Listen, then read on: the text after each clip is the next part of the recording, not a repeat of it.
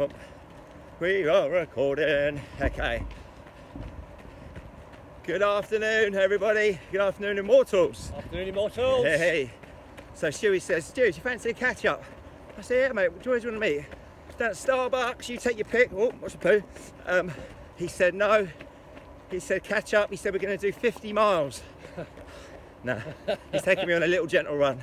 But while we're out on a little run, I thought we'd ask a few questions to Stu, see how he come about to training with us at Immortal, how he's progressed into doing his personal training level 3 certification, and also what his plans are and some of the crazy stuff that he's done over time. So Stu, so how long before you was obviously working with us was you training with us?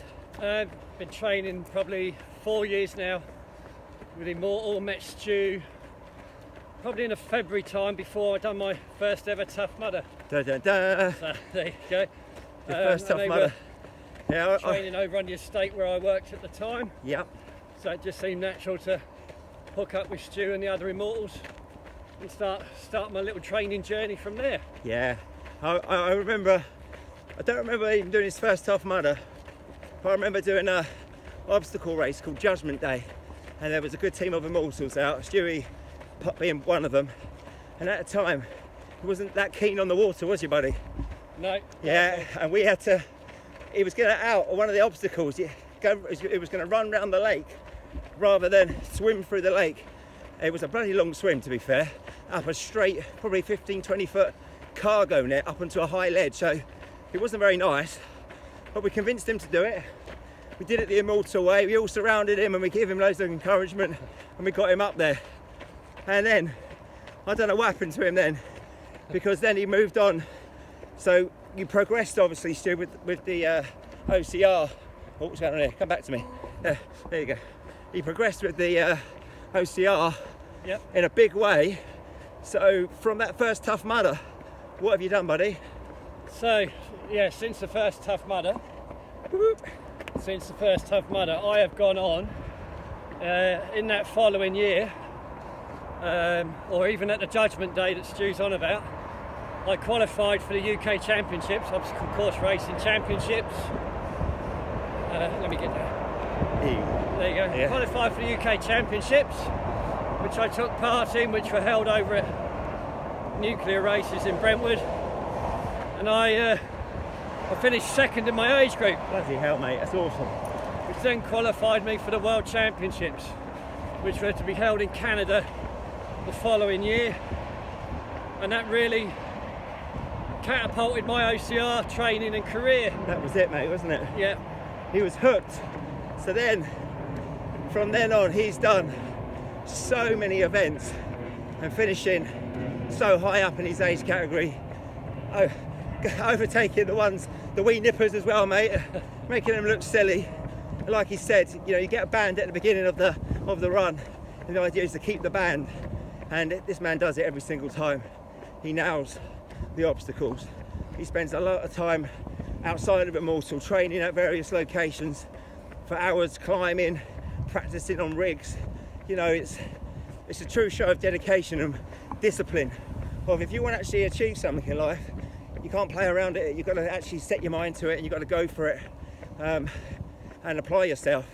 So it's amazing how far he's come with that.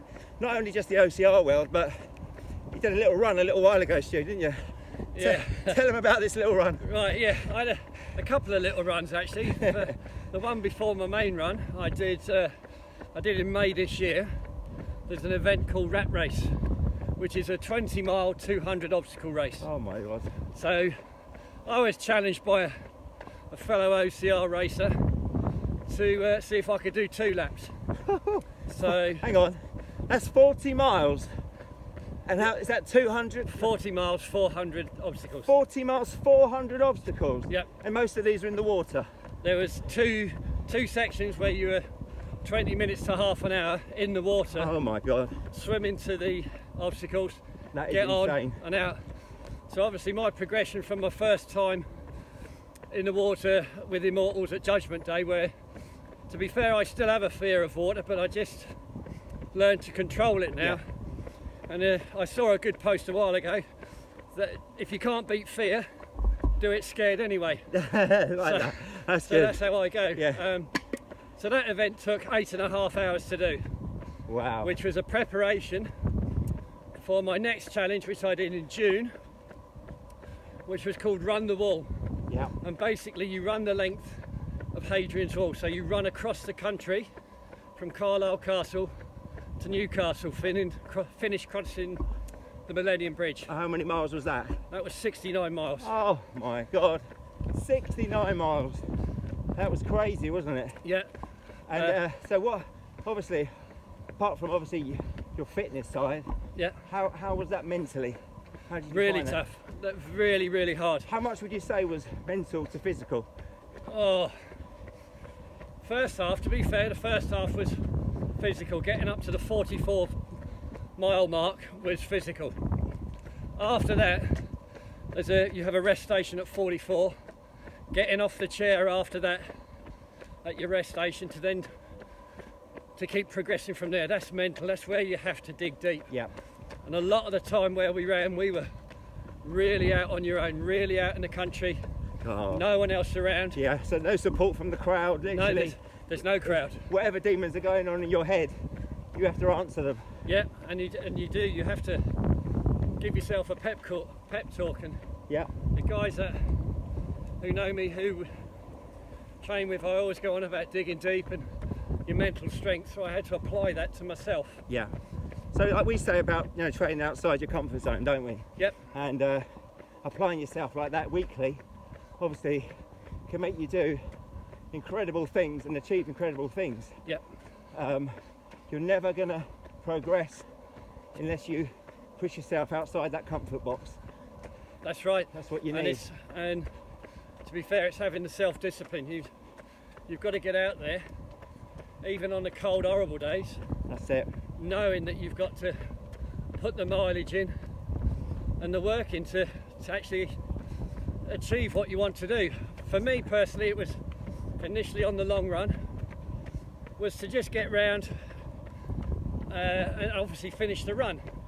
But after that, I started setting goals for myself to try and beat a time that, again, another fellow OCR runner had set, and he'd set it at 17 hours. Well, So my target was obviously to beat that. yeah. And I was obviously lucky enough, had a good support crew with Sarah King supporting me Yeah. at each of the pit stations. Did amazing. And I ended up finishing the race in 13 hours and 41 Wow, minutes. That's amazing, mate.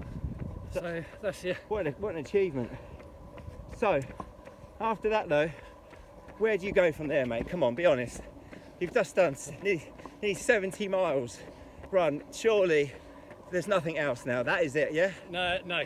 So if that wasn't a long enough challenge, and I do probably an OCR, maybe two, most weekends. So to up the ante a bit, what I'm now doing, there's a run next year, which is a touch longer. Oh my God. Wait, a touch. Okay, tell me what a touch means to you. Touch longer? A touch to me means you did 69, so now you're going to do 70. No, so this one Go on. is 400k in my 4 days. Oh my God. And it's over in Namibia. Okay, so it'd be nice and cold. Nice. Yeah, a little bit nippy over there. And they drop you off in the desert, Oh my God. and you have 4 days running back to the coastline Wow. to where there's a shipwreck, Okay. and that's the finish line. Right, yeah, that's amazing. And that is you. You're sorted on that one, yeah? No. So obviously that. Oh, car. Oh, there we go. We'll get run over live on the video. Here we go. Here we go. So if that wasn't a big enough challenge, the year after there's a coast-to-coast run. So you think, oh, that's not too bad. Except it's across Panama. Oh my God. So that's 6 days. Oh, stop it. That's mad. So Madness. there you go. So that's the things in the pipeline. That's pretty amazing. So, amongst this journey, this crazy man's took, we had a conversation. When did we have our conversation about PT? Oh, last October. Last October. I said to Stu, you know what, buddy? I said, I think you make a fantastic personal trainer. I said, here's the course. I said, if you do this, I said, you're going to go places, mate, because if anyone is going to be inspired by anybody, they're going to be inspired by you. So he did his course. Yep. And now he's working with us at Immortal, taking on sessions at all camps and doing an amazing job. We're focusing on, obviously, technique all the way with our training, but delivering some really good sessions and making them hard.